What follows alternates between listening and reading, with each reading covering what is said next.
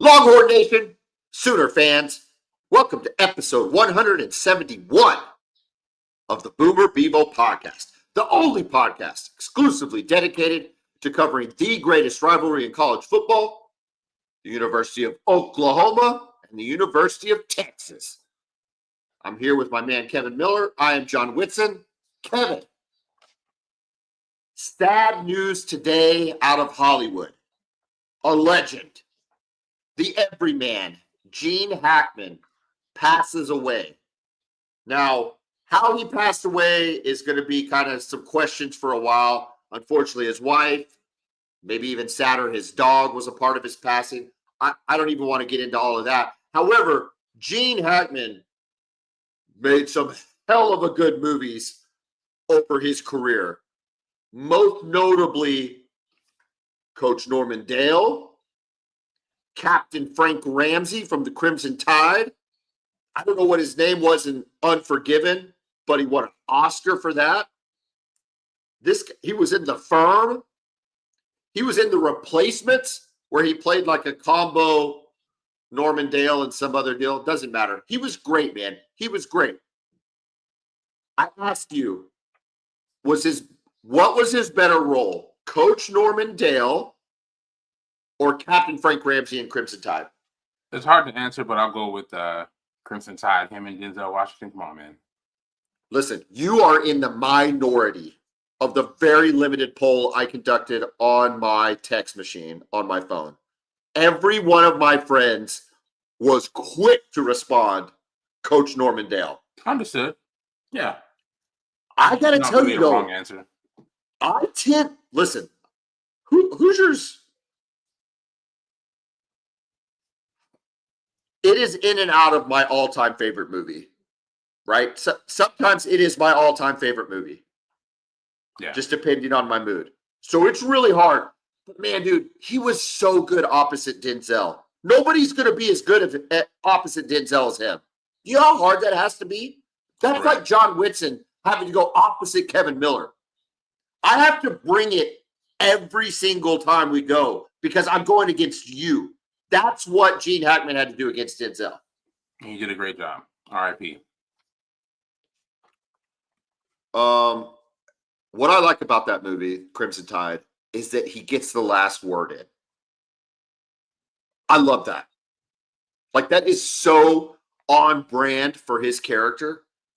Like, I don't think I'm giving anything away. This movie was made in like 98, 99. So if you haven't watched it, please go watch it. But, you know, at the very end, there's like the turn of the tide, right? Where he acknowledges that he made some mistakes. And that Denzel's character needs to be applauded for what he did and given command of a next ship, right? And so you're seeing that and you're like, oh man, he's really turned the corner, you know? But no. At the very end, he says, and by the way, you were wrong. The Lip and Alder Stallions are from Spain, not from Portugal. And it just walks away with his dog. Listen, dude, it was a really good movie. Rest in peace. Gee, have you seen Unforgiven? I have. It's been a long time, but I have. You know what? I didn't watch Unforgiven until COVID. I regret not watching that sooner. Yeah. Really, really good. Okay. OU football. OU football has made the biggest headlines it's made positively since defeating Texas in 2023 with the hiring of former Senior Bowl executive Jim Nagy. He is now the general manager for the Oklahoma Sooners. This news reverberated through the sports world. Multiple people commenting on this. Kevin, who is Jim Nagy, and why is this an important hire for the University of Oklahoma? Well, yeah, if you pay attention to the Senior Bowl, I mean, he was a guy that was primarily responsible for scouting and selecting the college football prospects that would participate in the Senior Bowl. And some of that is easy while you look for the best players in the country. But, he's going to small schools and finding these kind of diamond in the rough type players and getting these guys there And these guys that a lot of people have never heard of leave the Senior Bowl as first round prospects. So it's not just, the ability to find guys like who are superstar players who come from big schools like, Alabama, Ohio State, Texas, or Oklahoma. He's been able to go to these small D2 schools, find guys we've never heard of, and get them there. So he does a good job of identifying talent. I follow him on social media and I have for years now, and just seeing how he visits schools and finds these guys and just kind of promotes them as players, kind of puts their stories out there too.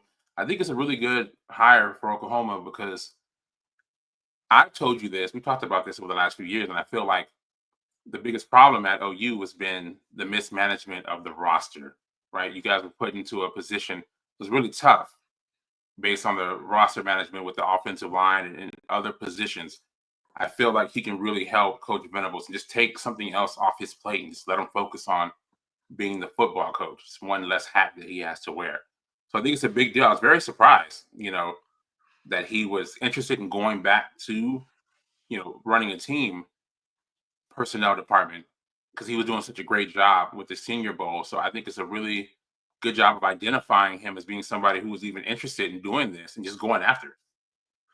Well, you talk about taking something off Venables' plate as if there's a world where Brent Venables was able to do anything close to what Jim Nagy is going to be able to do. It's almost apples and oranges, right? In terms of what Nagy's going to be able to accomplish from a identification, recruitment, NIL management, portal management, roster management, salary management. BV was not operating in that space. And if he was, not very well, right? I mean, that's your point. So whatever was being done, and all respect to Curtis Lofton, I loved him as a player. He's not Jim Nagy either, right? I mean, Curtis Lofton was the GM for 7 months. I think very clearly it was determined that's not what we're talking about here. That caliber of executive, not person or player. This is an executive level position, right? Correct. That's exactly how you guys are treating it. So I say good for you guys for going after, someone who's done it at the highest level. This guy's been all over the NFL. He's shown the ability to identify those kind of guys. So yeah, it's a great move. Now, just when you think about the logistics of this new model, the idea is that you've got roster management, NIL in one silo of responsibility, and then coaching and developing in the other silo. Is the biggest crossover still going to be, and this is a guess of yours, right? Or an observation, you tell me, is it still going to be recruiting? Is that where the two are going to intersperse, is on the recruiting trail? I think so. And again, with his experience of identifying talent and building relationships, right? He was a scout for years. You go around to colleges, identifying players, building relationships with coaches so you can get the kind of access that you need just to find out about these guys. And he has that. Now, obviously, he'll be dealing more with high schools now. But I mean, if you can deal with the college and you can make it work with high school and other colleges too, you're going to be, getting guys from the portal. So he's just a guy that has a lot of knowledge and a lot of experience. Yeah, I'm excited. I'm excited because people that I respect, i.e. you, right, and other media types, I'm excited because you guys are all excited, right? I really don't know Jim Nagy. It sounds like, though, from a resume perspective, this guy could have been a GM at the NFL level. Am I overstating it? No, you're not at all. I mean, first of all, he's been a scout. That's what he's mostly been, as a regional scout. He's done it for multiple teams. He's been in front offices before. Like you said, when you're a scout, I'm a big fan of Move the Sticks on the NFL Network with Daniel Jeremiah and Bucky Brooks. They do a really good job. They're both former scouts, and they talk about their stories of going from from one school to the other, and they're not just some of these colleges are in random places. So going there and just getting to know the coaching staff there and building relationships and getting information on players. So, it's a lot of work, and he's done that. So I think just from an organizational standpoint, just getting everything set up for evaluation, for recruiting, it's just a lot. These head coaches have a lot to deal with, man. It's a ton. And it's not even talking about game planning and just coaching the actual team. There's just so many hats that you have to wear. And if you can have somebody like that who can take a big part of it, somebody that you can trust too, right? I think it just allows Venables to just really focus more on the team, some of the game day stuff, just improving the weaknesses that he's shown as a head coach, because every coach has it. You know, Bob Stoops, as an example, had to recruit between 20 and 25 players every year. Right? And you assign each of those to a position coach, right? Tight ends have 2, offensive linemen have 3, D line 2. You're right. You parcel it all out, and those coaches can attack those 4 or 5 targets that they have on their list. But once they were signed, then you were just coaching them. That's it. Right? Once they were on the team, you were just coaching them. The occasional transfer out, the occasional transfer in. But for the most part, that's what it was. In 5-6 years, the transformation in what has occurred in college football,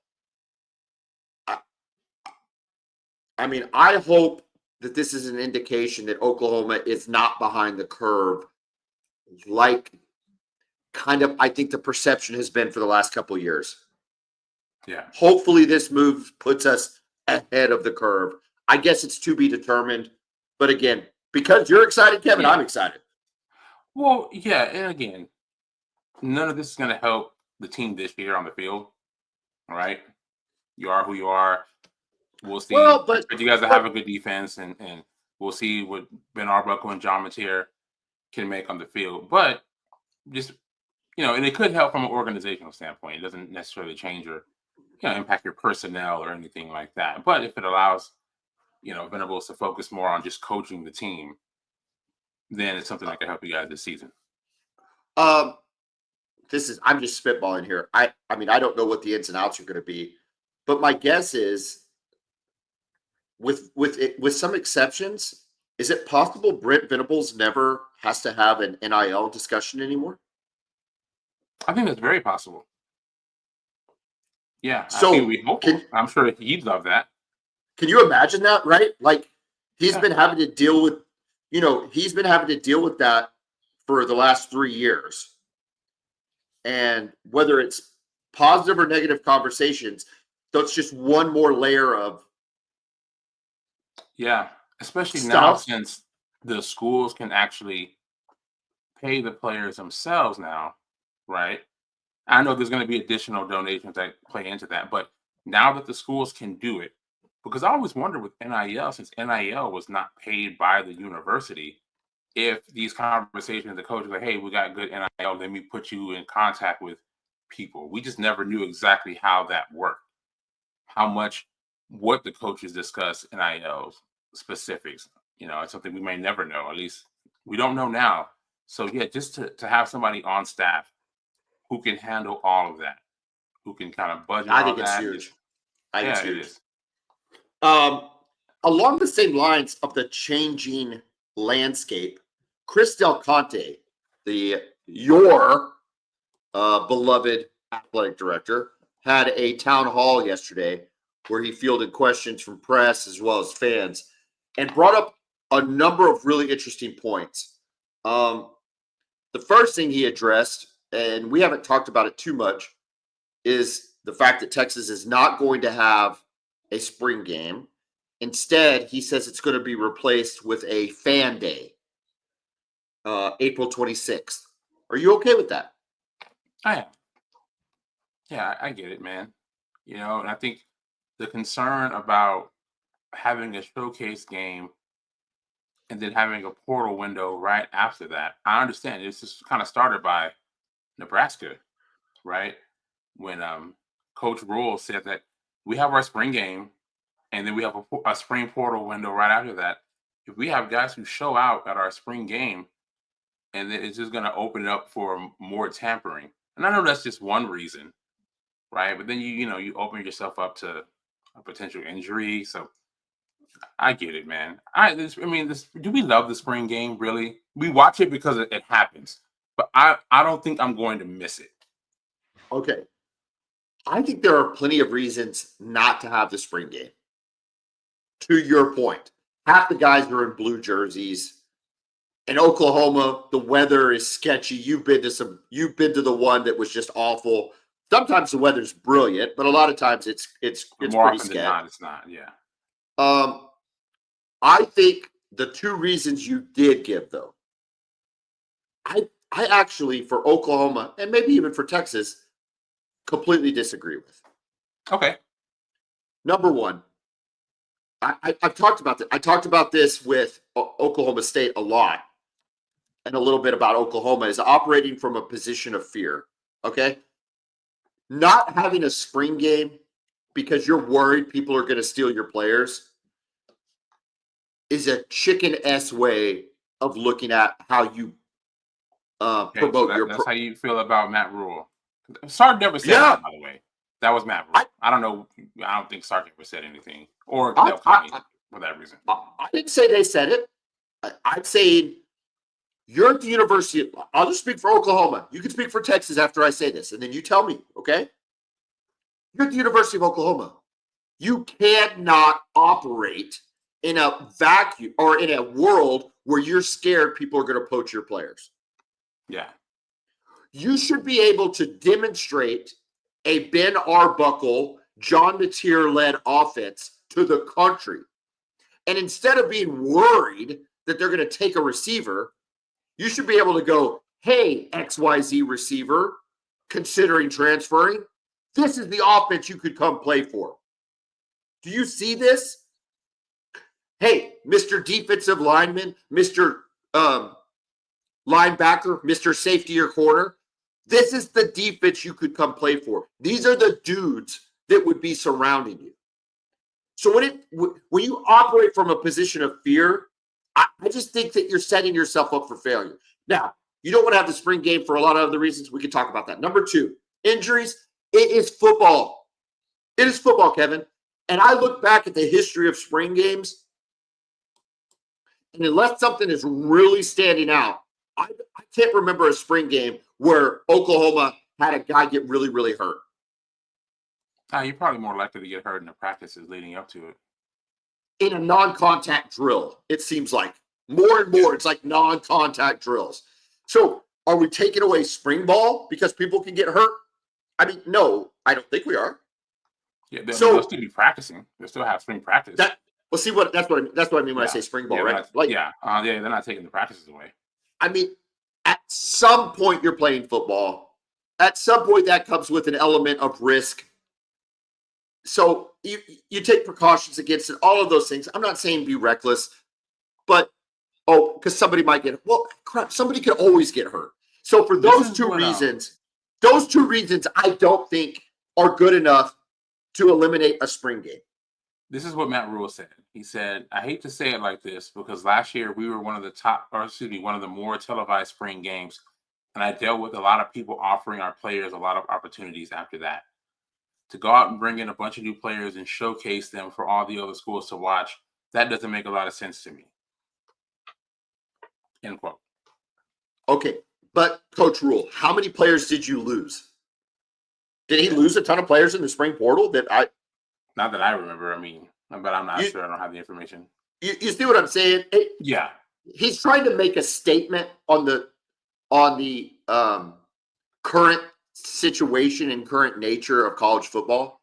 That's fine, but that's not why you don't have a spring game. You don't have a spring game because it's not making you any money. You don't have a spring game because it's boring. You don't have a spring game for a lot of reasons.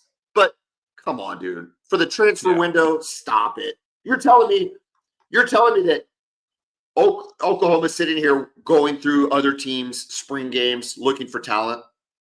I don't agree. I just don't agree with that. Yeah.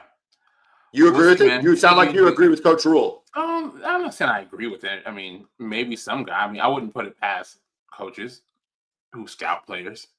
You see Well, of somebody, you course, feel but like you they're can give gonna. them a better opportunity. I'm not But saying dude, it's reason enough to cancel it. I'm not saying it's reason enough to cancel the they're gonna spring game. they're But gonna find those. They're gonna find those dudes regardless. Now, yeah, all that to be said, I actually like what Texas is doing. I like a football fan day. I like a fan festival. I like a meet the Sooners on the field and do a whole bunch of stuff like a state fair type atmosphere. I actually am not wrong with it. Have guys run the 40 and have competitions, have throwing competitions with the quarterbacks like the old school or even the new school all-star game, something like that. yeah, I actually agree with that because I think you need to continue, especially if you're a program that wants to continue to drive donations, drive NIL dollars. There has to be ways for fans to interact with the athletes. yeah. So I agree with it. I just think the Matt Rule, people are going to poach my players thing I think it's a cop out. That's all I'm saying. Yeah, fair enough. It sounds like you agree with Matt Rule. Season ticket prices at Texas are being raised $13. Any problem with that? You're not a season ticket holder, so it doesn't affect you. No, not a season ticket holder, but $13 per. Did he specify per game or? Yeah, per game. Yeah, per game per ticket. Yeah. I mean, I wouldn't like people. I understand. Um, It's supply and demand, right? Price is going up, products better. Well, he had a whole spreadsheet, and I'm not going to break the spreadsheet down, but long story short, he says that they are facing a $10.6 million shortfall on projected revenues to expenses next year based on the new Supreme Court ruling. So that's one of the ways they want to accomplish that. Now, the reason to me that is interesting is because if Texas is facing big, bad, cash-rich Texas is facing a $10.6 million shortfall, what other schools are facing the same, if not incredibly larger shortfall? Does that make sense? Correct. No, it makes perfect sense. It makes perfect sense. I'd be fine with it as a fan. Like if I was a season ticket holder, I'd understand. Yeah, prices go up. But I don't know. What's the ticket cost? What's the ticket cost to go to a Texas game these days? Man, it's not cheap. I guess it obviously depends on who you're playing, right? Is it The Georgia game, top 5 matchups. That's a different level. So, was and OU Texas 225 last year? oh, like the official, like with a donation deal? Yeah. The face value ticket. I'm not sure. Yeah, I didn't go. Do you know how much yours? That's what I'm trying. I thought I should know this. I thought it was 225. I'm thinking of like OU Texas. I mean, OU tickets were getting. I mean, they were as high as like 185. So I guess my point is Texas with this 13, does that push them over the $200 mark?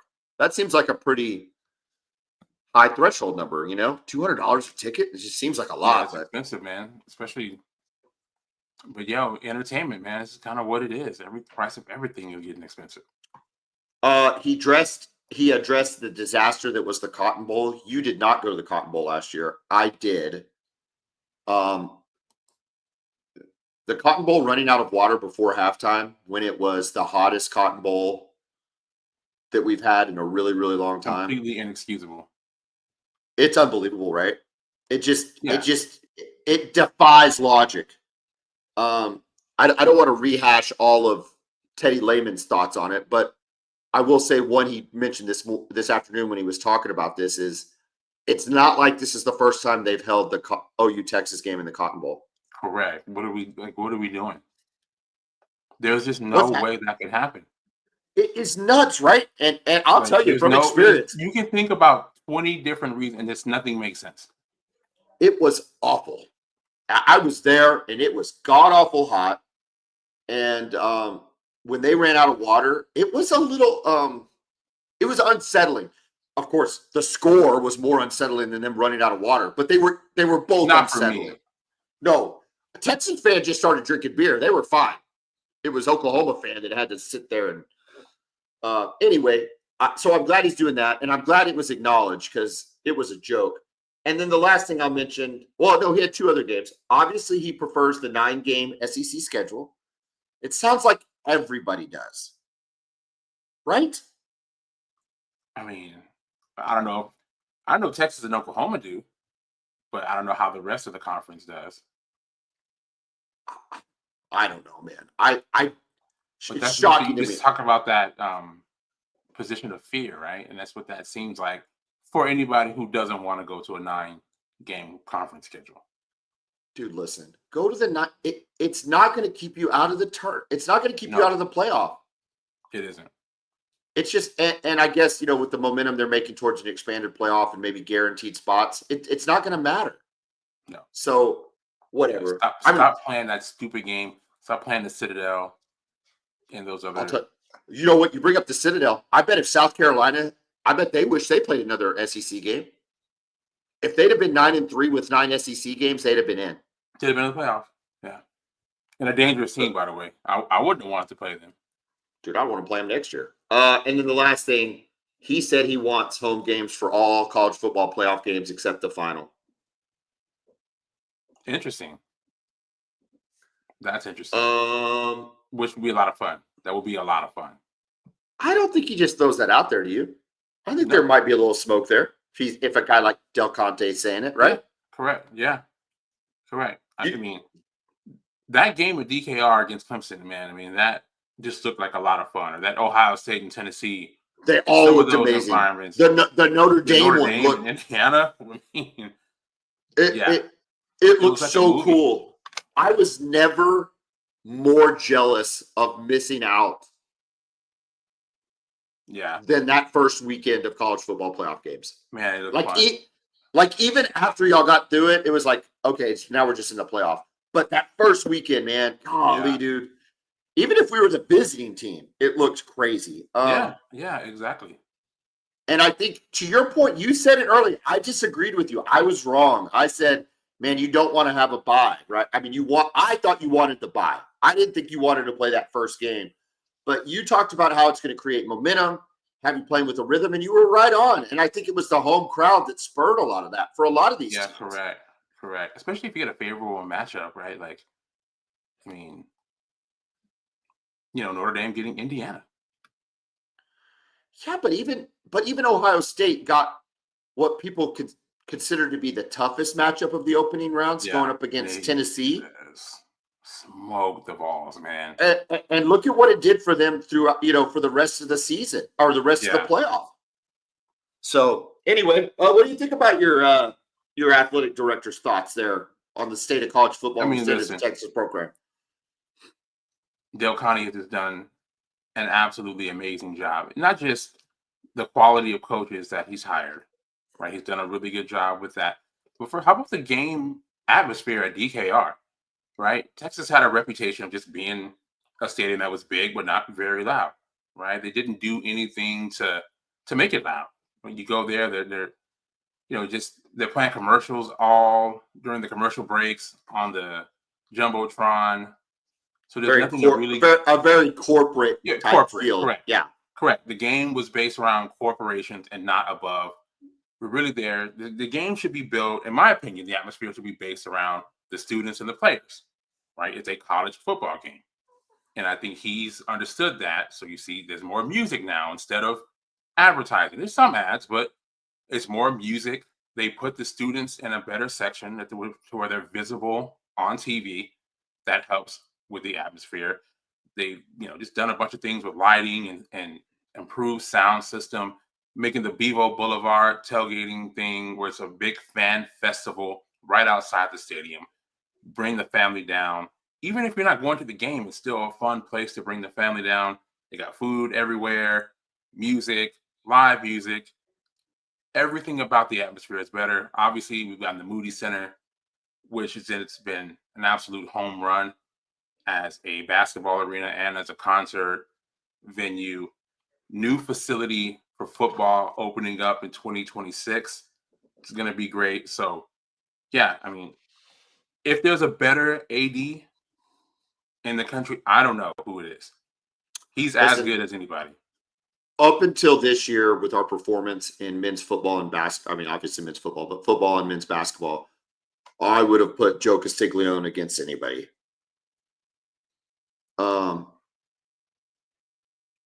I will say this: Del Conte definitely has the momentum towards being the best athletic director in the country. Yeah. We need to have significant success in Texas. I mean, in football, Oklahoma needs to have significant success and improvement in football for Joe C to re-enter the conversation. But look, man, it's a great time to be at Texas with everything that y'all doing well.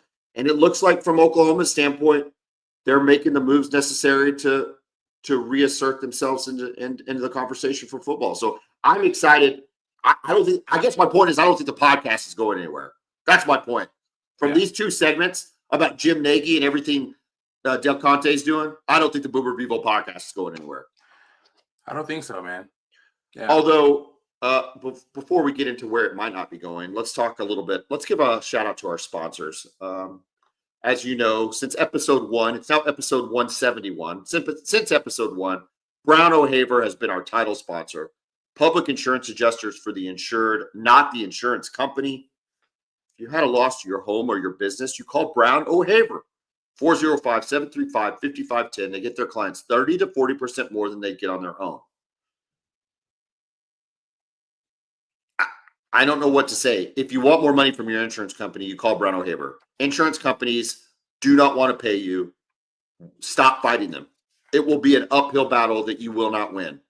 Call Brown O'Haver, 405-735-5510. Kevin, the roofing world is starting to ramp up with the thawing out of winter and the coming of storm season. If people have damage to their roofs, who do you think they should call? Well, I know they should call Pioneer Roofing, right? Storm season's coming up. We have a chance for some severe weather this weekend. If you happen to get hit by a hailstorm, or if you believe you have damage from a previous hailstorm, give Pioneer Roofing a call. They'll go out and give you a free inspection, let you know if you need to file a claim or if you don't. Okay, 405-549-2712. 549-2712. You heard it right there. Kevin,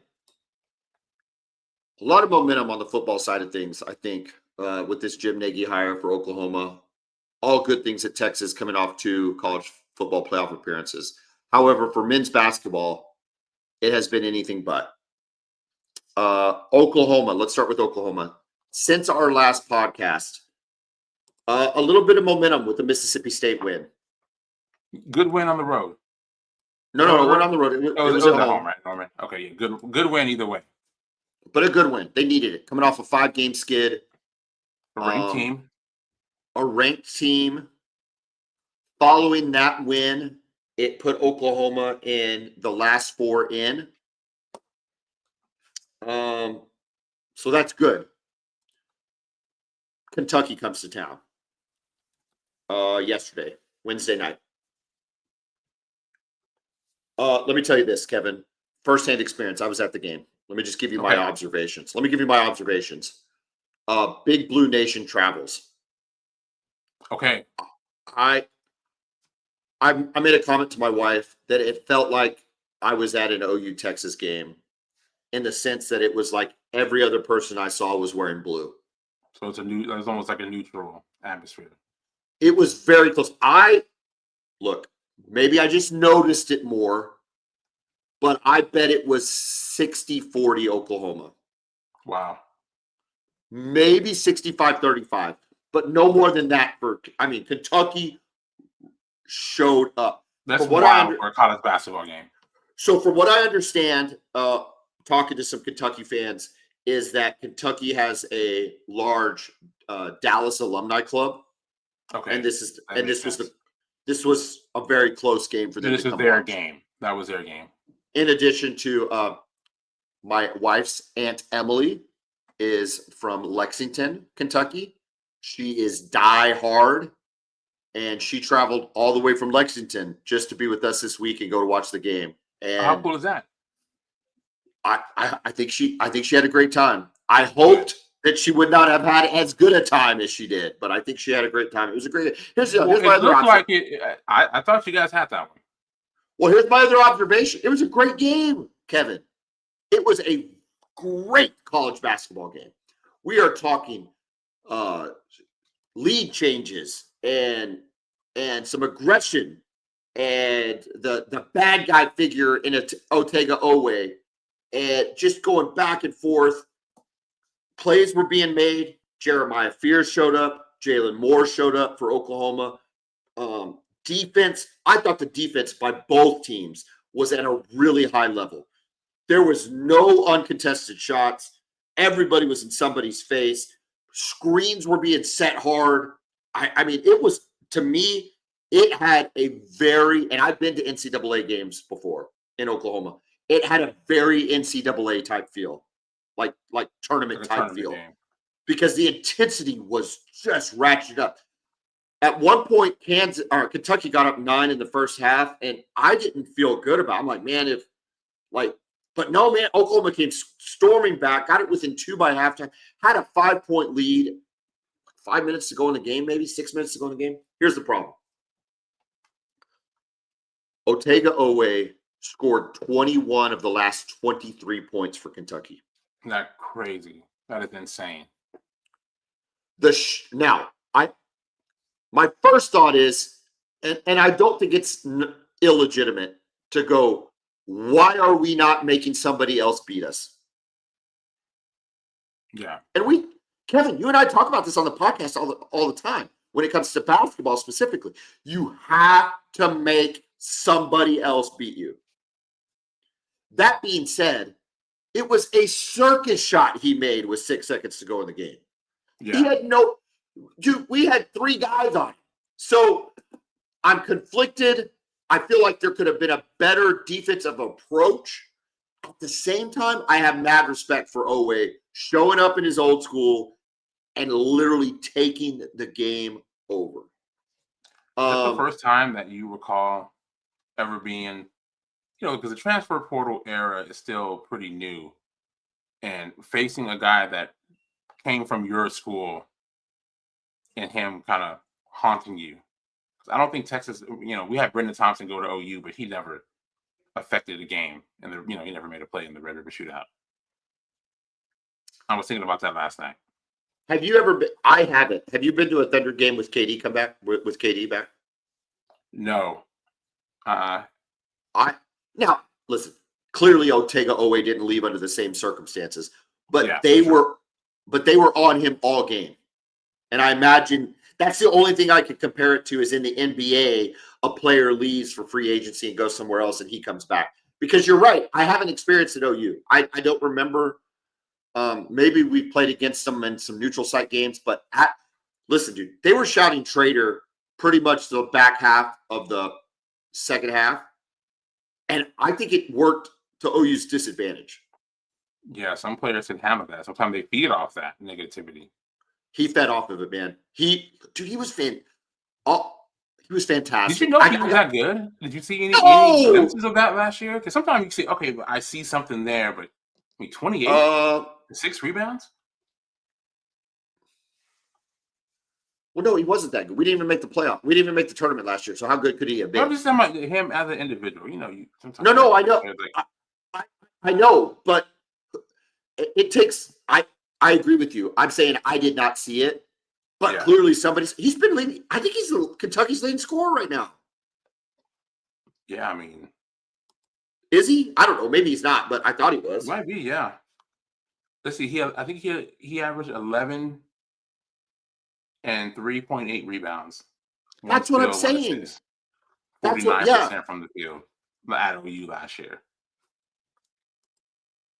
So. Yeah, I remember when he hit the portal, and then I heard he was going to Kentucky. I was like, oh, I mean, he's averaging 16 for Kentucky this year. It's pretty good for a college player. And he only had 2 against Alabama in the game against Alabama on Saturday. Like he didn't look good. I watched that game pretty much the whole game, and he didn't look great against Alabama. But 28, listen. And the other thing is, I always talk about this in close games. We missed 5 free throws, and I think we missed 2 free throws that were a front end of a 1-and-1. So I almost. Yes, that's tough. It's like 6 free throws missed at home by good shooters. Jeremiah Fears missed a couple free throws. It's frustrating. You don't know what that does. And then in the last sequence of the game, Porter Moser said he made a conscious decision not to use his last timeout because he wanted the ball in Fears' hands and he wanted to give Fears a chance to get to the basket. I support that decision. It didn't work out, but hearing the explanation, he said that if he would have called timeout, they would have done everything they could to keep the ball out of Jeremiah's hands. Okay. I always understand that too. I don't feel like you have to call timeout there. I buy get it. And then as far as whether he got fouled or not at the end, I don't know. I was an official. I don't think you make that call. I think it's one of those things. Yeah, I mean, if they would have called it, I wouldn't have been upset either. I wasn't upset that they didn't call it. It's one of those things. Yeah, I mean, I don't know. Listen, it was a great college game. The environment. Look, the 65% that were there for OU were loud. It was a good environment. And then things get chippy afterwards. I love that stuff, man. That's what you want. I don't want players hugging each other after a game. I'm always surprised, honestly, how quickly players can turn it off after a highly competitive game and just shake hands and just walk away. That did not happen last time. Yeah, I get it. The fact that it happens so often, like, that never happens. There was a little nugget where like Porter and Mark Pope, right? Yeah. Where I think they were discussing whether they were going to shake hands or not. Okay. Really? Like, hey, no, not them two, but like the teams, whether they were going to have their teams shake hands, right? The line. No, they were fine. The coaches were fine. And Sam Godwin somehow works himself in there, and it looks like Sam Godwin. This is just an observation. I don't know, but I was watching it pretty close. Sam Godwin looks like he's going to be the bigger guy and just go ahead and start shaking hands. He wasn't two players deep. He was John, and it started all over again. And it was just in the middle of it again. That's awesome. You know what? Look, I don't know. When I saw the fight from Oklahoma, I've been hard on Oklahoma this year. When I saw the fight from Oklahoma, I want them to make the tournament. This team, dude, listen, the defensive intensity, they were on the floor all night, and then the fight they had afterwards to not be happy with that result. I want to see them make a run. I want them to have a chance in the NCAA. To do that, Kevin, I think they've got to win two of their last three. Ole Miss on Saturday, Missouri on next Wednesday, and then Texas a week from Saturday. I think they can win. I think they can win two of their next three. It's tough, doable though. Those three teams are not Alabama, Auburn, Kentucky, and Florida, Tennessee, and Tennessee. They're not any of those teams. They're good. They might all be in the tournament. Texas, we'll talk about Texas. So, dude, I just want them to do it, man. Look, I don't know. That's my take. What you watched it? Did you watch most of it at home? Did you watch it? I did. I was kind of watching. I had the multi-view on. Oh, Texas was in. Yeah, they went into overtime. But yeah, we'll get to that. What'd you think about the OU Kentucky game? No, I thought it was a great game. I thought it was back and forth. I thought both teams were really, really playing hard. Just a fun college basketball game to watch. Yeah, it was great. I just wish we'd come out. I wish we'd come out on the. Did you seeing him in person? Were you impressed by his ability to get to the basket? Yes, on get to the basket. I thought that he's very freshman-like in his carelessness with the ball. Yeah. I thought he had 2 or 3 turnovers that were unnecessary. That I think as a second or third year player, you probably wouldn't have but I was more impressed with his athleticism than I had been. I tell you what, I was impressed with his defense. I thought he was a very good defender, on-ball defender. I'll tell you who impressed me, and he impressed me last year, is Jalen Moore. I think Jalen Moore is athletic. God bless, man. He's out of central passing when it comes to he is. Field, right? He is a specimen. He is. That dude is a specimen. And so I was really impressed with him in person. I'll tell you what, Kentucky did not impress me physically. Like, I kind of expected them to be bigger, and be big bad Kentucky. Yeah. And I don't know that I was overly impressed with them. The 2 guys that had been hurt came back, and I didn't know that one of them fouled out. And I think only had 7 points. But, man, I was impressed with Owe. I thought he showed up when he had to, and Yeah. And that's tough, going back to your old school, right? That's not an easy thing to do. So, hey, props to him for going and staying poised and being the best player on the court. But yeah, best. That's exactly right. Best player on the court. Okay. Speaking of the best player on the court in a loss, Trey Johnson, true freshman from Texas, breaking Kevin Durant's record for most points in a game by a freshman. 39 points in an overtime loss to Arkansas, 86-81, that followed a loss to South Carolina, giving the Gamecocks their only win in conference. Not a good week for the University of Texas basketball. Fall to 16-12, 5-10 in conference, one ahead of Oklahoma at 13th place in the conference. Walk us through what's going on in the Moody Center, what we need to do these next 3 games. I mean, Trey Johnson, bright spot, but I don't know what else you got. You come off that win against Kentucky, right? I mean, you beat a good Kentucky team at home, and you think, okay, well, we've got some momentum here. The South Carolina game seemed like a given, given the fact that they had not won a game in conference. And you go there, and not only do you lose to South Carolina, the game wasn't close, John. I mean, for the whole game, they're down 20 points. They get it down to, 12, and then they go on a run, and it's back at 21. So, I mean, they were never in that game, which is just a shocking result. And then now it's like, okay, now we're really desperate. We have to go beat Arkansas. But, Arkansas is in the same position as Texas, the exact same conference record. So they're just as desperate. And Trey Johnson, man, I mean, I'm kind of running out of things to say about this kid. He's so good. Pretty good. Score 39, 50% shooting from the field, 14 to 28, and 7 of 11 from 3. What are we talking about here? I mean, he is putting together one of the best seasons in the history of Texas basketball, and no one's going to see him. Freshman or not. Yeah, that's what I was going to say. Yeah. Freshman or not. And no one's going to see him play in the tournament. That's if things keep going the way that they're going right now. Right? They're in a position where they need to win out. That's how I see it. They've got Georgia. Let me just go through the rest of the games. You think they got Georgia, Mississippi State, and Oklahoma? Yeah. Again, it's kind of like what you just said about OU winning 2 out of 3. It can happen. It can. But it's very tough. Right? Georgia, they should win. Kevin, they should have beat South Carolina. We talked about this in our last episode a week and a half ago. Okay. I sat there and went through your schedule and said, my God, I'd much rather have your schedule than ours for the last 5 games. Yeah, I was very happy about it. That was anticipating a win against South Carolina. I wrote that one off. That's a win against South Carolina. Clearly the team did too.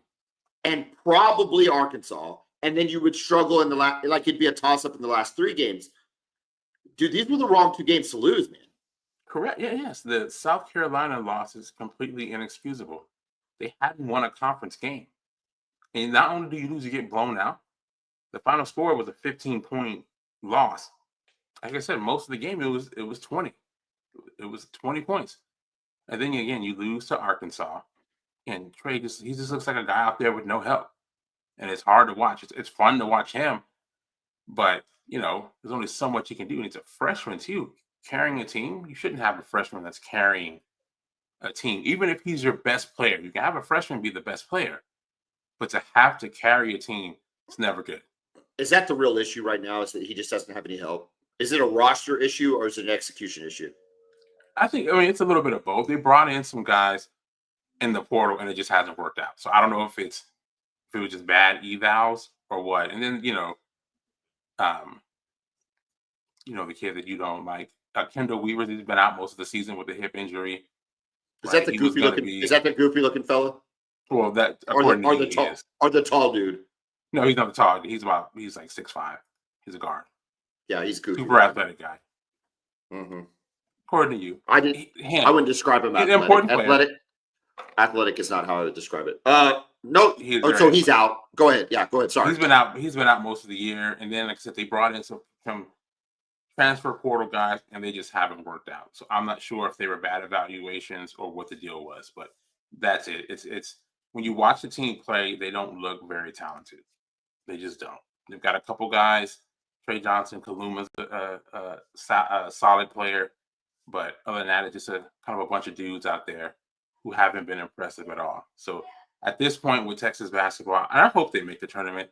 And the reason I hope they make the tournament just so the nation can see Trey Johnson play before he goes to the NBA.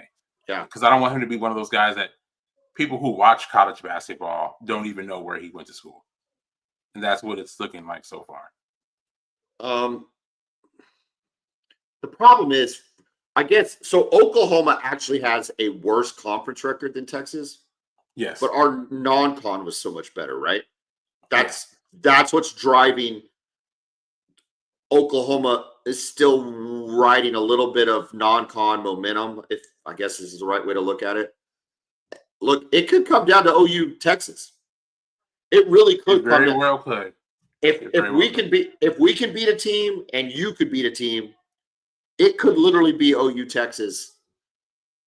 Number one for the tournament, and number two, we might play you again in the SEC tournament based on the way it's like the bottom four teams play first, right? And then you play another round, and the top four teams basically get two buys. Am I understanding that bracket right? Yeah, I believe so. Yeah. So there could be a chance where we play each other at the end of the season and again in the tournament. And if that's the case, those two games could very well dictate whether either one of our teams makes the tournament. Yeah. You know, either way, man, I think, there's a good chance Texas will be looking for a new basketball coach after the season. I hope not, because I like Ronnie Terry, but that's just how it's looking right now. I've been down on Porter, and when I watched that team play last night, they did not quit. Dudes are, look at the game against Mississippi State, right? Was it Kobe it's not Kobe Elvis, is it? Is that his last name? Whatever. The dude, I'm not sure. The one who jumped on the ground and broke his teeth, right? Because they're diving on the ball. Dayton Forsythe diving on the ball. Jeremiah Fierce diving on the ball. Like they have not quit on Porter. And so that's kind of why I'm rooting for this group of guys along with Porter to make the tournament and get a reward for doing something, for playing hard. I still don't know if it's changed my mind as to whether he's a good basketball coach or not. Yeah. Does that make sense? Well, yeah. Yeah. I think we can agree he's a good basketball coach, but is he a good basketball coach at OU? That's the thing. In the SEC. Yeah. Is he just the right coach for your program? He might not be. It happens. Yeah. But I don't think they quit it with Shaka Smart. I do not think he has lost the locker room. No. Yeah. At no point does that appear to be the case. Yeah. You just look overmatched at times, but we've seen teams quit before. I think when Capel was OU in his last year, I think he lost the locker room. Yeah. By the end of that season, those dudes were not playing defense. Yeah. Tiny Gallon was not playing defense. Which is wild, man. Yeah. He had two McDonald All-Americans that he recruited, which was like the first time ever at OU to have two McDonald All-Americans. Might have been. And by the end of that year, they were done. All right. Well, I hope it comes down to OU Texas because that's what it should. That's what it should come down to. Correct. How bad do you want it? Kevin, walk us through the NFL Combine. Who's there for each of our teams and what we should be looking at? We've already got some unofficial 40 times. Yeah, man. We'll start with OU, right? You've got the three guys there. Ethan Downs, the defensive lineman. They went today. You got linebacker Danny Stutzman, of course, safety Billy Bowman. Now, you said that Danny Stutzman ran his 40 today, right? I have him unofficially, according to Twitter, at a 4.52. That's really impressive, man. He's a big linebacker. That's very impressive. I mean, you get so used to hearing really fast numbers, but you have to remember those are wide receivers and corners, right? I mean, they just are. Those are Yeah. much smaller guys that have completely different bodies. A 4.52 is lightning fast for somebody that big, right? Yes. That's flying. That is flying. Danny Stutzman in the NFL.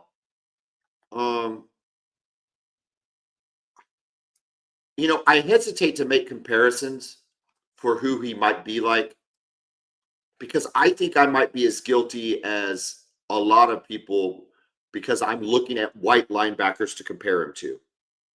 Okay. And I don't know that I want to be careful of that because, like, my first thought was that guy that always played at the Cowboys. Was it Sean Lee? Sean Lee, yeah. Great player. Great Outstanding player. He just couldn't stay healthy. But Yeah, yeah. I kind of feel like Stutzman is like Sean Lee a little bit. But at the same time, I don't want to say that just because he's a white linebacker. I'm saying, so I'll ask you, across football, in recent memory or current players, who can you compare Stutzman to? Yeah, I mean, he's a big linebacker. I did not expect him to run a 4.52. I just didn't think he had that kind Are of. you, Now, am I? he's a middle linebacker, right? So it's not like I'm not. I'm they're saying using that. him in. I'm looking at right. Yeah, I'm gonna. No. I'm seeing it. I'm absolutely seeing this too. That he Okay. ran a 4.52. I'm seeing the same thing. So I mean, also we're talking about comparing him to white linebackers, and the guy for the Cowboys. He's not as big, but what did he measure in at? I know he was listed at what, like 6'4", 240, Yeah. I think on Yep. OU's website. I'm not Yeah. sure what he measured in at because they get their official height and weight done at the combine. Wikipedia's got 6'4", 243. Okay. What And about the other. remember Leighton And, Vander Esch from the Cowboys yep. out of Yep. Boise State? Another big, 6'4" linebacker. So maybe he can have that kind of rare. I mean, I don't know where he's been projected, and all this will change after the combine. Because look, if you run a fast 40, that can raise your stock. It just does. Especially if the scouts think that you don't have speed, and then you go out and show that you have speed. Again, we've seen this. We've seen guys get into the first round. I'm not saying this is going to happen with him, but we've seen guys run blazing 40s and get into the first round, especially No, back when Al Davis was around for the Raiders. but a 4.52, it might it bumped him 15 to 20 spots though, don't you think? Wherever he was. For sure. Yeah. Yeah. So if he was Yeah. late second round, the So we'll see 4.52 bumped how him. it goes with his with the pro day too. That'd be even better. So if he can perform well at the pro day. Ethan Downs with a 4.70, which is still pretty fast for a defensive lineman. I mean, That he is plays edge great for though. him. That's great for him. And then when does Billy run? When does the safeties run? The defensive backs are tomorrow. So today we have the defensive linemen and linebackers. Tomorrow we'll have the defensive backs and tight ends. And then on Saturday we'll have quarterbacks, wide receivers, and running backs, and then offensive linemen on Sunday. Okay, let's move over to the University of Texas. Let's start with the speedsters. Isaiah Bond claims that he is going to run faster than Xavier Worthy's record-setting 4.21 from last year. Does he have any chance of running a 4.20? Okay, well, first of all, I'm a little bit disappointed that we did not get to see a full season of a healthy Isaiah Bond. He was banged up the entire season. But I can tell you, he is an absolute burner. We just, again, at Texas, we never saw it like we saw with Worthy. You saw it firsthand, right? First saw it play, firsthand. Red River shootout, catches a swing pass from Casey Thompson. Gone. One move and he's gone. You saw him coming right at you. So we've seen that speed. The only example we really saw of Isaiah Bond when we played UTSA, similar play, a little swing pass out to him, and he hit the edge, and it looked like he was shot out of a cannon. So I know he can run a 4.3, a low 4.3. I think he can run a 4.2. Can he break Worthy's record? I don't know, man. But these guys Come on. they train to run a 40, right? So even if you don't play that fast, you can run a 40-yard because they train just to do that one event. So that being said, I'd be surprised if he broke Worthy's record. Okay. I mean, a 4.21. Is Quinn running? I have not heard if Quinn is running or not. If Quinn runs, and I gave you an over/under of 4.85, would you take the over or under on Quinn? Based on what I saw from him this season, I take the over. But I don't know. There have been moments with Quinn. There have been moments with him throughout his career. How can Quinn Ewers be slower than Ethan Downs? Man, look. Sometimes that happens, man, with quarterbacks. But I don't know, because there have been moments where he looks like he's had some decent athleticism, which leads me to believe, like I've said all year with him, I don't know what was up with him this year. Was that injury worse than what he is? Because sometimes he had a run against Kansas last year. Remember, Kansas was on a bad football team. No, they were terrible. Right? We got beat by. He broke a tackle and just took off up the middle of the field for like a 40-yard touchdown run against Kansas. I know it's Kansas, but it's Quinn Ewers.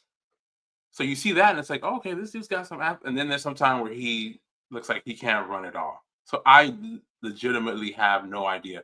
I did find an article here that was saying the slowest 40-yard times every year, well, not every year, but most years from each position, right? So the slowest quarterback run last year was actually Spencer Rattler. He ran a 4.95. That was the slowest. That is the least surprising thing I've heard in a very long time. That dude. Statue out there. Oh my God. He could not move, Kevin. Landry Jones had better movement than Spencer Rattler did in the pantheon of OU football players. I mean, yeah. And I'll tell you what, listen, you won whatever argument we had that he would start at some point in the NFL world, and he did, but you got to agree, he was terrible for the Saints this year, right? Yeah, he just wasn't ready to be out there with some of his decisions. He's never going to be ready, Kevin. This has nothing to do with when he's going to be ready. He's terrible. He had like 3 games at South Carolina, which made you think he might. He was terrible. He's all right. I'm not out. I'm still not out. Oh God, dude. I've been out. I'm just saying, I'm still not out. All right. Who else in Texas is at the combine? Okay, man. Oh, how much? 14 guys there. At the combine. 4. Yeah. Quinn Ewers, Jaden Blue, Isaiah Bond, Matthew Golden, Gunnar Helm, Kelvin Banks Jr., Hayden Connor, Jake Majors, Cam Williams, Vernon Broughton, Barron Sorrell, Alfred Collins, Jade Barron, and Andrew Makuba. Do you think that when I hear those names, I think Gunnar Helm and Alfred Collins probably have the best chance of moving up or down based on their combine performance? I think everybody else you listed will probably be where they're at. I would agree with that. Because I think if Gunnar Helm... I think if Matthew Golden can run in the 4.4s, I think that would cement him as a first-round pick. Because he's being mocked in the first round. Where's Gunnar Helm being mocked at? You know, I've heard anywhere between 3rd round to 5th round with him. So I think he can get his stock up if he does well. I think he could get his stock up, and look, dude, he's like he's a good tight end, like a really good tight end, man. Yeah, and we've seen it in the NFL what good tight ends can do and how they perform and how they can change games. Listen, man, if he has, and then of course Alfred Collins, he's a defensive lineman, dude. If he comes out and what did he run his 40 in today? Did he run a 40 today? You know, I haven't seen yet, so let me check real quick. I'm gonna look too. I've heard anywhere between 2nd, 3rd round for him. But again, I think if he performs, I think he can get into the 2nd or maybe even sneak into the 1st because impact defensive lineman, man. You just never know. They're always in high demand, that's for sure. Why are they making me go all the way to the bottom of this article to see what he ran his 40 in? Four I know, six. Oh right? no, that's Baron Sorrell. Baron Sorrell Yeah, was a Sorrell. 4.68. Yeah. Yeah, And Sorrell. What was at the combine, first of all, huge kid, Alfred Collins, um, measuring in at 6'5" and 5'8", so almost 6'6", 332 pounds. dang 85-inch wingspan? It's crazy. I don't see I his have not 40. I don't seen know. Maybe you'll. 40 yet. So yeah, maybe you think it'd be over Maybe at he this did. point. Yeah. So Whatever. I think those two guys. All right. The Thunder, Kevin. The Thunder have been up and down. The same aunt who went to the OU Kentucky game also got to go to a Thunder game with my son Jeffrey on Monday to see the second largest comeback Thunder history, like the second largest collapse in Thunder history. Is that right? I believe so. Yeah, She was it not was a happy. wild game. No, it was a pretty crazy kind of collapse there. I mean, both teams coming off a back-to-back playing each other. They played each other the night before in Minnesota, and the Thunder handled them on Sunday. But yeah, coming here, and again, they're blowing them out. It just looked like it was their 22 in the fourth quarter. You just thought it was over It's credit to Minnesota, right? I mean, they could have easily for packed that in sure. and called it. And it was interesting because it wasn't the top guys. Ant wasn't even on the court for most of it. They had their young guys out there, Dillingham, and I think Jaden McDaniels was out there. Nikhil Alexander Walker, but the star guys weren't even out there. No Mike Conley or Anthony Edwards for the entire comeback. So it seemed like Wow. the But Thunder were then, just a little bit more tired. but then they backed it up with a great comeback against the Nets last Yeah, on night. the road in Brooklyn. And again, they're down by 15, 17 points the majority of the game. And then in the fourth quarter, they go on an 18-0 run. And next thing you know, they're up by 12. So yeah, wild times, man. It's a really good team. People are going to question the toughness of this team until they prove that, you know, they won't get pushed around inside in key moments. People are going to continue to question it. Okay. What is your answer right now? Well, Will they I'm get pushed? excited to Will they see. get pushed around in key moments? Yes or no? They can. It depends on who's doing the pushing, right? I mean, you know this. You're a basketball guy. It's all about matchups. So you can have an 8 seed. Remember that year the Spurs were the 1 seed and they got smoked by Memphis because it Yeah. was just a weird matchup. So And really, I remember, with and basketball, the it Ma- just comes down to and go the ahead. Mavs got smoked by Golden State. Same thing, right? Yeah, Wasn't that a yeah. 1-8? Yeah. It's a horrible. It just was. It was a matchup thing. It wasn't like it was a fluke. It was like, Spurs could when they lost the Thunder in the 2012 conference finals. The Harden matchup was impossible for the Spurs. Right? They were Yeah. okay with Durant, even Westbrook. But it was that Harden thing they had no answer for. So I'm curious to see. I'm really excited to see them in the playoffs. Right? They are the favorite along with Boston to win the title. I think they both have the same odds right now. So, but yeah, I want to see, man. Sometimes some people believe that you got to go through it in order to really win, right? You got to go through those struggles for a few years, right? The Bulls losing to Detroit, right? You've had Detroit some losing to the dynasties. Celtics. Yeah, Detroit yeah, losing to the Detroit. Celtics. Yeah. Correct. It's like it takes a while before you're ready. So I want to Has that been see is this has their that year? has that really been the case lately? I guess it has for Boston. It was with Boston. It took them some time, which really Golden State was interesting. They only really had that one playoff run. They lost to the Spurs that year. And then it's like the next year after that, they ended up winning 67 games and winning the Yeah. title. Yeah. And nobody really expected that. So at least that's what it's been with teams that have ended up being like dynasties. The Spurs, they Well, did get the title in '99, but then, they were getting blown out by the Lakers for the next few years before they really got going with, Duncan, Ginobili, and Parker. let me tell you what. this is gonna be profound, what I'm about to say, Kevin. You're gonna hear this and you're gonna be like, my God, why didn't I think of this? Okay. I hope most NBA TV watchers or most NBA TV is listening right now. If the Thunder shoot the ball, they're gonna win the title. It's that simple.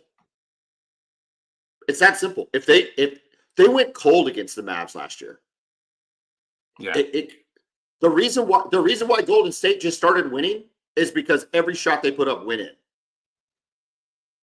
Klay Thompson and Steph Curry went on a shooting run for 3 years that might not ever be matched. I don't see I'm how not, it can. and I'm not saying the Thunder have to do that, but Isaiah Joe and Wiggins and Shea and J Dub, that they got to make their threes. And I do believe that we haven't seen the best of the Thunder yet because Chet's been out so long. He's still getting incorporated into the lineup, and coach is still tinkering with the lineups with Chet in it, right? So before they've just had Hardenstein, who's also been hurt. Caruso's been hurt. So if they can get everybody healthy and then start really seeing what lineups work best against other teams, we haven't seen the best of the Oklahoma City Thunder yet. So it's pretty scary for the rest of the league. Our hometown team, the San Antonio Spurs, going through some rough times. Thoughts on Wemby and his medical diagnosis for the year, and then also thoughts on what do you think about Pop? Well, first of all, we hope he gets healthy, right? It's scary being blood clot in your shoulder.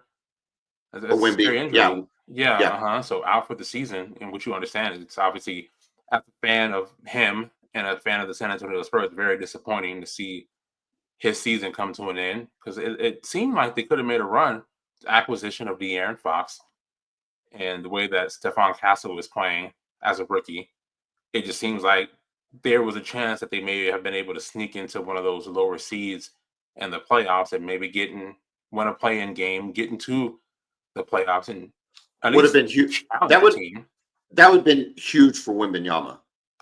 Correct. Getting the playoff experience, playoff basketball is just it's a different game, Correct. right? Yeah, we've seen that historically, right? Remember, Yeah. when Jordan got into the playoffs, he got swept, but man, we all remember what he did as a rookie. Well, the Thunder, if you remember back to KD and Russ's first year in the playoffs, they were the 7 against the Lakers and got beaten 6. But then the next year, they were the 2 and LA was the 7, but they just knew what to expect and they handled it. Russ talks about, if you remember, I think it was game 6. Yeah, I think it was game 6.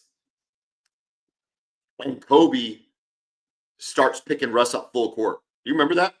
Oh yeah, absolutely. And Russ had no answer. He was not expecting it. He had no answer. It didn't even contemplate that this dude was going to pick. Now they go back. So he was right? not mentally or physically. He wasn't physically or mentally prepared for that. Absolutely not. Absolutely not. But the next year it wasn't an issue. Like they handled it. They went through it. So yeah, just for Wembanyama,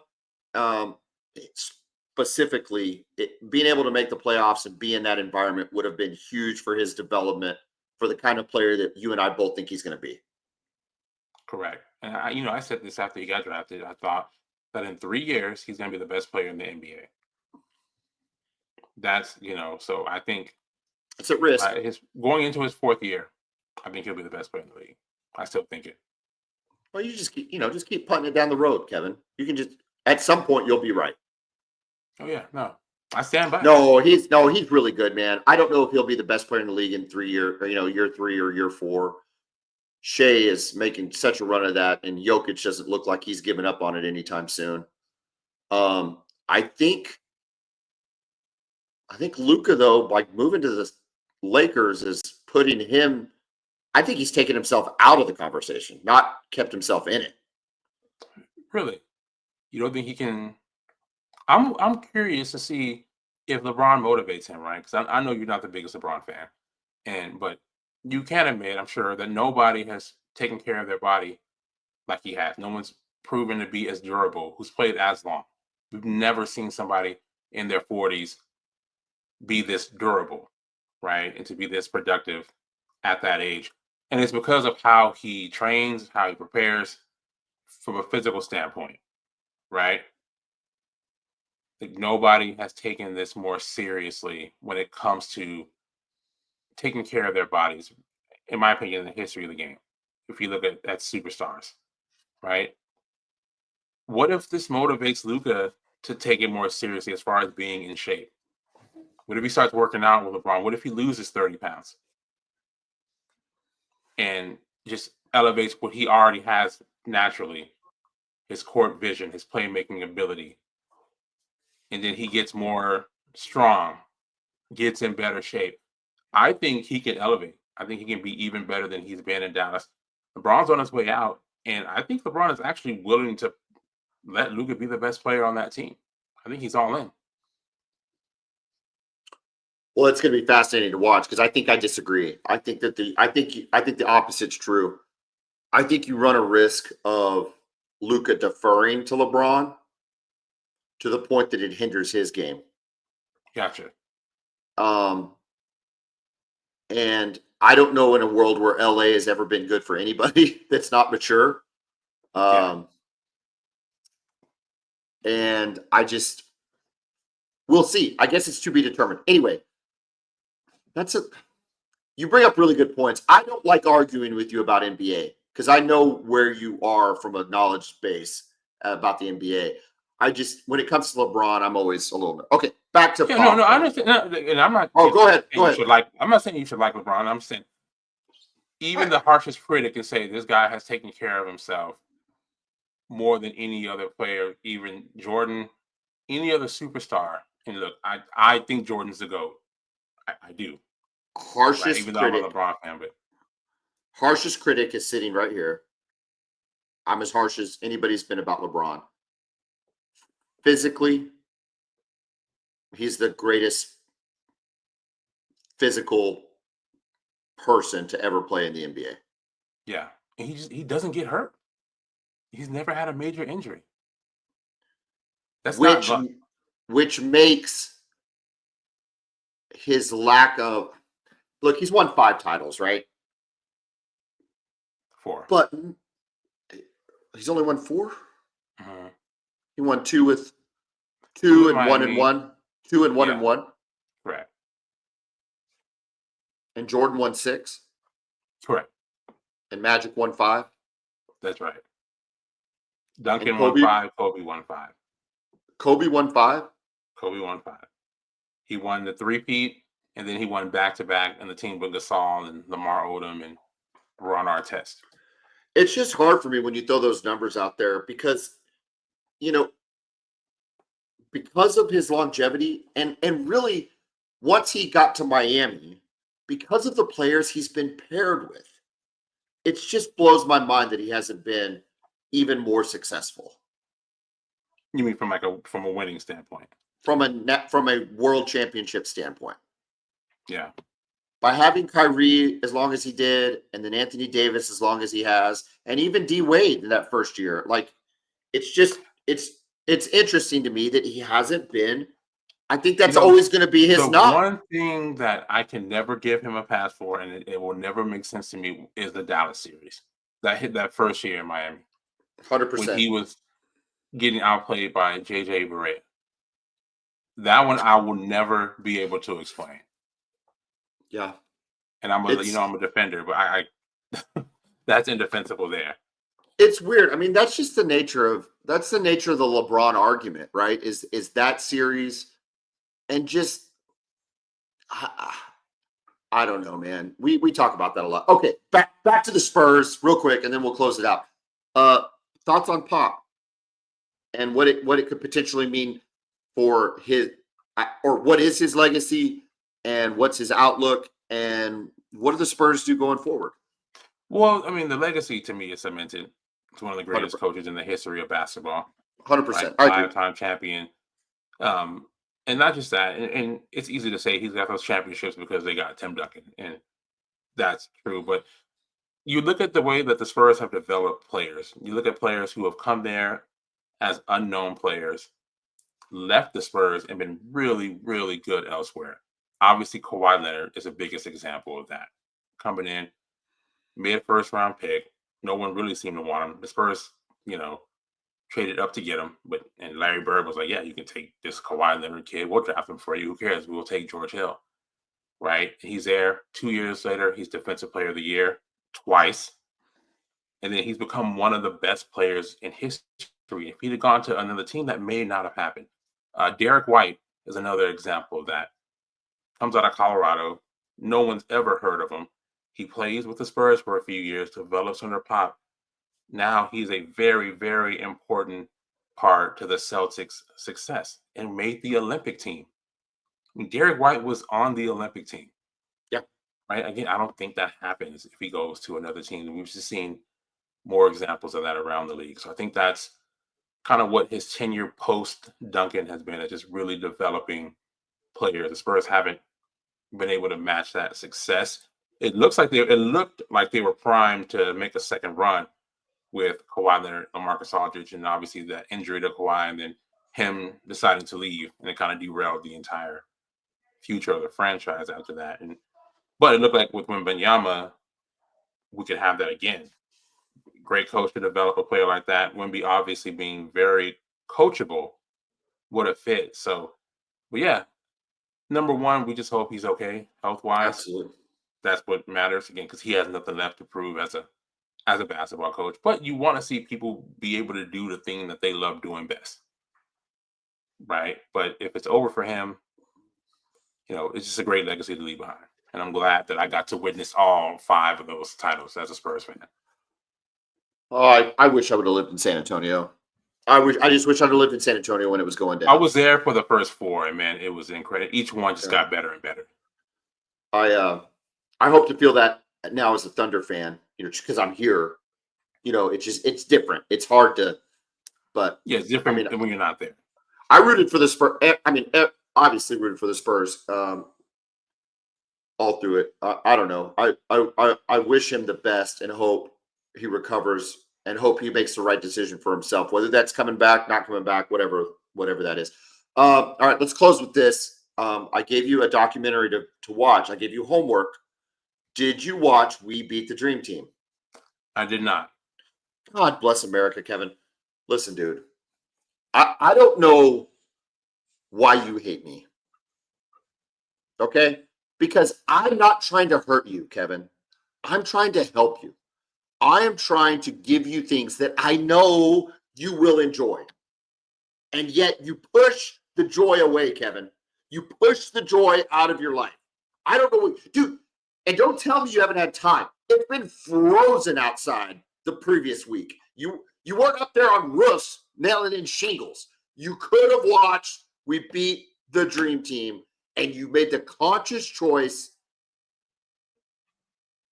to defy me. And I just don't know why. I don't know why our relationship is the way it is.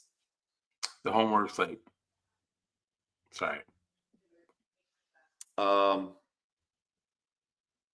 I want to ask you about what I want to ask you about, but I can't ask you until you watch it.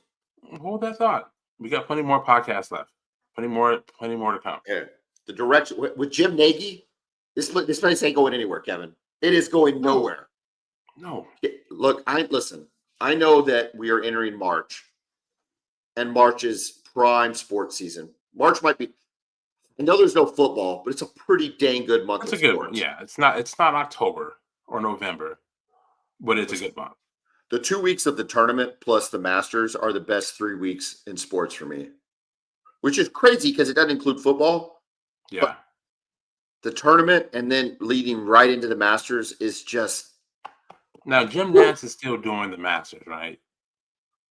Oh, God. Yeah. Hello, friends. Yeah. Okay. Mm-hmm. Okay. Well, I don't want to have to watch it on mute. You don't like Jim Nantz? No. I'm saying if he wasn't doing it. Oh, yeah. Yeah. No, that makes sense. He's not doing the NFL anymore, right? He's done with the NFL. Well, I knew he was done with the NCAA. I didn't realize. Or was he just done with the? I know. Well, I don't know. I know he's done with NCAA, so I wasn't sure if he's retiring from football too or what. No, I didn't think so. Okay, so he's just not going to do the tournament. Yeah, he's just not doing the tournament. He didn't do it last year. Yeah. We get Iron Yeah. Eagle. Is that who replaced him? Yeah, he wasn't bad I either. like Iron Eagle. I like Iron Eagle. He does a good He job. wasn't bad. I mean, he's not Jim Nance. Not one shining moment. Yeah. I was thinking about when Texas was playing Arkansas. I was thinking about the Arkansas run with Nolan Richardson in the early '90s. Dude, they had 40 some minutes teams, at man. 40 minutes of hell, man. Yeah. Shout out to Big Nasty Cordis Williamson. Horace Williamson was on that team. Who was the guy with the three against Duke? Was it Thurman? Scotty Thurman? Scotty Thurman. Look, What a big time shot to beat Duke with Grant Hill and Cherokee Parks. Look, was that 92? 93? 94, actually. 94. Okay, 94, I was a sophomore. Is that right? Yeah. No, I would have been no, I was This was spring of 94, so. No, so I was a freshman. Okay, freshman. And our basketball coach, I've said this story before, but we're late in the show, so it's okay. At Taft High School would go every year to the Final Four. Oh, that's like awesome. As the high school coach, some sort of high school coaches association deal. He got to go every year, and so his deal is that players all got to pick a team, and if your team won, he'd bring you back a gift from the. I got a T-shirt. Because I picked Arkansas. I picked Arkansas, and good for you, man. I would have never rooted for Arkansas, but like a T-shirt's on the line, So yeah, correct. Yes, all of a sudden, I was a huge Arkansas fan. It was fun, man. That was a fun run. Yeah. That was a fun. They had some dudes. Man. But the 40-minute. Listen, Arkansas could get going. I don't know if Cal's going to get them going, Coach Cal. Because I don't know it. They've got the resources to bring in the players that he wants. Well, first of all, he's always had the resources to bring the players that he wants. Listen, but now he's got Tyson and Walmart behind him. He was NIL before NIL. Big time. But the problem has the game changed? Because I think the game changed even before NIL and transfer portal in terms of not being able to win with 5 freshmen. Yeah. Nobody recruited freshmen better than him. It might be indisputable. He might be the greatest. Watch every NBA game, and you're going to see a guy that he coached. He might be. Is he the greatest basketball recruiter of all time? Oh, I think so. I don't know. I don't know. Look, Krzyzewski brought in some really good classes, and Roy Williams was good at Kansas, and then again and Bill Self has brought in some good classes. But Bill Self has not had that type of talent, though, man. Star for star. Correct. I don't know that anybody was better than Kyle Perry. However, he wasn't able to win in the tournament because you still need some old heads out there dribbling the ball and conducting business. And their guys are all going to the league. They're all going to the league. Yeah. They're all going to the league. And an 18-year-old, I'm sorry, an 18-year-old versus a 22-year-old. Correct. The 22-year-old, he might not be Shea, but Shea wasn't Shea at 18. No. Shea was not even a star player at Kentucky. Anthony Davis was that dude. And that's the last time. Did he win a title, right? Anthony Davis, right? He did. He won a title. That's the last time, though. That's the last time. Yeah, it's the only one. So, all that to be said, I don't even know how we got talking about coaching. Anyway, Arkansas can get going. They can get going. But can he modify make him a championship program? Yeah, and can he still recruit at a high level from high school, but start to utilize that transfer portal? Yeah. Get some some experience in there. He wasn't able to do it. The thing, Kentucky, and Kentucky fans are like, look, we'll rather win with 3-star guys than lose with 5-star guys. I think Kentucky fan would cut their hands off to win, Kevin. I don't think there is one qualifier that they need other than win. They were what I saw sending players to the league every year. What I saw yesterday is a rabid fan base, that is thirsty, and look, I didn't realize they have 10 national championships. Wow. UCLA has 11. They have 10. Crazy. I Now, would have we got that one with Anthony Davis, and then, I mean, they got the one with Tony Delk, right? With Tubby Smith. Tubby Smith. Yep. There were none in between that, right? But no, I don't know if there were any in between. Patino Really, got one though, Patino? didn't Did he? he? He might not have gotten one. Okay, I now thought you got me. Now you got me wondering. Let's see what it's got. A list. Let's do lists. Patino in he got it 96. 96. Patino in Okay. 96. Yeah. No, was that okay? Was that the Tony Delk team then? They say 8. Google says 8. But whatever. But they say Adolph 11. Rupp, 48, 49, 51, 58. A win in 78, 96, 98, and then 2012. Or 8, 11, whatever. 8, 10. It's a lot. It's a lot more than OU or Texas has in basketball. Yeah. By about whatever. Whatever that number is. Anyway, Kevin, we've gone long. But we haven't talked in a while. This is what happens. It's been a minute. Yeah. It's been a minute. Look, we'll have to preview OU Texas next week, so we'll get that one out. Hopefully, there's a little basketball momentum to talk about. We can talk about some more combine stuff. So there'll be plenty to talk about next week. Kevin, have a great week. Enjoy this weekend's worth of sports. Enjoy the combine. Enjoy basketball. And we'll talk next week. Boomer. Welcome.